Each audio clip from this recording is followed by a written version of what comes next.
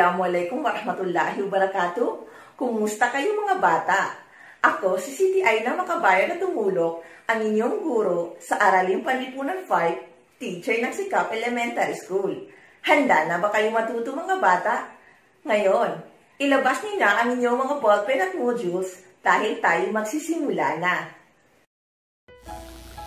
At mga bata, bago tayo dumapo sa ating aralin, subukan muna natin sagutin ang mga sumusunod na tanong. Isaayos ang mga pinaghalo-halong titik sa bawat bilang upang mabuo ang nakatagong salita. Gamitin ang lahat ng mabubuong salita sa pangungusap. Number 1. Ano kaya ang mabubuong salita sa mga titik na ito? Pagmasdan. Tama mga bata. Ito ay mundo. Ito ang larawan ng mundo. Ang mundo ay ang tahanan ng mga tao, hayop at ng mga halaman. At number 2, ano naman kaya ang mabubuong salita sa mga pinaghalo-halong titik na ito? Pagmasdan muli mga bata. Tumpak mga bata. Ito ay Pilipinas.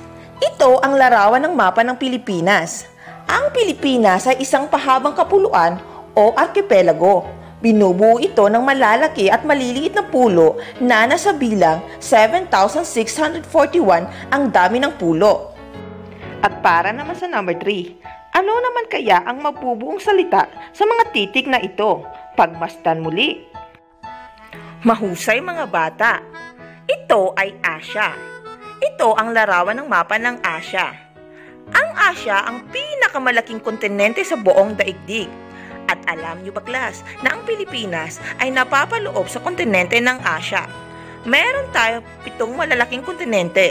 Ito ang Asya, Africa, North America, South America, Antarctica, Europe at ng Australia. Ngayon mga bata, naging madali ba sa inyo ang inyong sinagutan?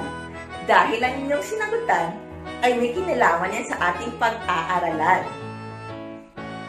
Mga bata, ang pag-aaralan natin ngayon ay ang lokasyon ng Pilipinas. Sa aralin na ito, inyong matututunan ang tiyak na lokasyon at relatibong lokasyon ng ating bansa sa daigdig. At upang matukoy ang tiyak na lokasyon ng ating bansa, kailangan nyo makilala o matututunan ang mga imahinasyong guhit na siyang makikita sa globo at mapa. At upang matuto magbasa ng globo at mapa, kailangan din ninyo malaman ang mga simbolo o iskala na makikita rito. Ang lokasyon ng Pilipinas, makinig. Ang globo. Ang globo ay modelo o representasyon ng daigdig. Gamit ito sa pag-aaral ng heograpya. Kung mapapansin, napalilibutan o nababalot ang mga globo ng mga linya. Ang mga imahinasyong guhit na inilagay upang magamit sa pagtukoy ng iba't ibang bahagi ng daigdig. Tulong kaalaman. Heograpya. Ang heograpya ay pag-aaral ng pisikal na daigdig at atmosfera nito, pati ang mga tao rito at ang kanilang ugnayan sa kapaligiran. Mapa. Ang mapa ay ang patag na paglalarawan ng mundo. Naiilarawan din ng mapa ang mga lugar, populasyon, klima, paghati-hati ng bansa, pati sukat, hugis, lokasyon ng mga kontinente, rehiyon at mga bansa sa mundo. Meridian. Ang meridian ay ang patayong imahinasyong guhit sa globo.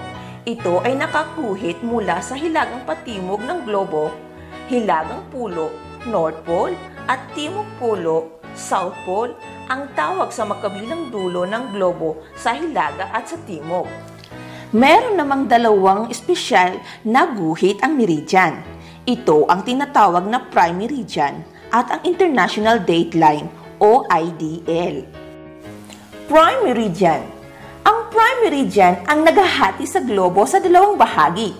Ang silangang hating globo at kanlurang hating globo. Tinatawag din itong Greenwich Meridian sapagkat bumabagtas ito sa Greenwich, England. Tulong kaalaman. Bagamat maaaring maging prime meridian ang alinmang longitude sa daigdig, nagkaroon ng pandaigdigang kasunduan noong 1884 na ang meridian na bumabagtas sa Greenwich, England ang itinuturing opisyal na prime meridian. International Dateline. Ano nga ba ang International Dateline? Ang International Dateline o IDL ay ang imahinasyong guhit na naghati sa mundo sa magkaibang araw. Ang bahagi ng mundo sa silangan ng IDL ay nauuna ng isang araw kaysa bahaging nasa kanluran ng guhit na ito. Matatagpuan ng IDL katapat ng prime meridian sa kabilang panig ng daigdig. At dumapo naman tayo sa mga guhit paralel. Ang paralel ay ang pahigang imahinasyong guhit sa globo. Nakaguhit ito paikot mula sa silangan pakanluran ng globo. Magkakapantay ang layo ng mga paralel sa isa't isa. May 5 espesyal na paralel ang globo. Una rito ay ang Ecuador, Tropiko ng Cancer, Tropiko ng Capricornio, Kabilugang Artiko at Kabilugang Antartiko.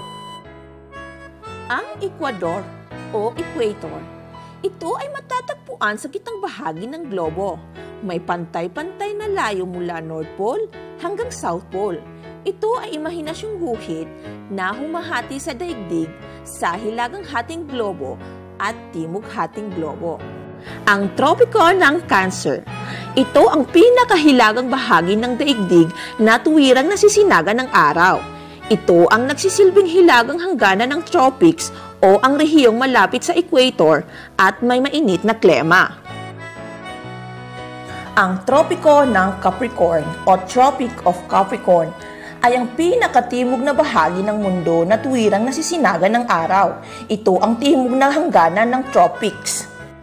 Ang Kabilugang Artiko o Arctic Circle ay ang pinakadulong bahagi naman ng daigdig sa hilaga na naaabot ng pahilis ng sinag ng araw. Ang Kabilugang Antartiko o Antarctic Circle, nasan? Ayun, ito naman ang pinakadulong bahaging daigdig sa timog na naaabot ng pahilis na sinag ng araw. Ang relatibong lokasyon naman ay natutukoy batay sa mga anyong lupa at mga anyong tubig na nakapaligid sa isang lugar. At may 2 paraan naman sa pagtukoy ng relatibong lokasyon. Ito ang tinatawag na insular at vicinal. Insular. Ito ay ang paraan sa pagtukoy ng katubigan na nakapalibot sa Pilipinas. Vicinal. Ang vicinal naman ay ang paraan sa pagtukoy ng lokasyon ng Pilipinas batay sa nakapalibot na mga kalupaang dito. Grid. Ano naman kaya ang grid? Ang grid ay ang mga pinagtagpog-tagpong mga guhit na nakakatulong upang matukoy ang lokasyon ng iba't ibang lugar sa globo. At dumapot tayo sa mga guhit latitude. Ano ang napapansin ninyo mga bata? Tama, ito ay mga pahigang guhit. Ang mga pahigang guhit na yan ang tinatawag na latitude. Ito ay pumapaikot sa globo. Mga bata, kung meron latitude, meron din naman longitude. Tingnan ninyo ang larawan. Ano ang napapansin nyo? Tama, ito ay mga patayong guhit. Ang mga patayong guhit na yan ay ang tinatawag na longitude. Ito ay pumapaikot sa globo na kahanay ng prime meridian o Greenwich. Ngayon, naintindihan niyo ba ang ating pinag-aaralan? Alhamdulillah, maraming salamat sa inyong pakikinig. Ako muli ang inyong guro na si Teacher Aina, Araling Palipunan 5 Teacher ng Sikap Elementary School. Wassalam!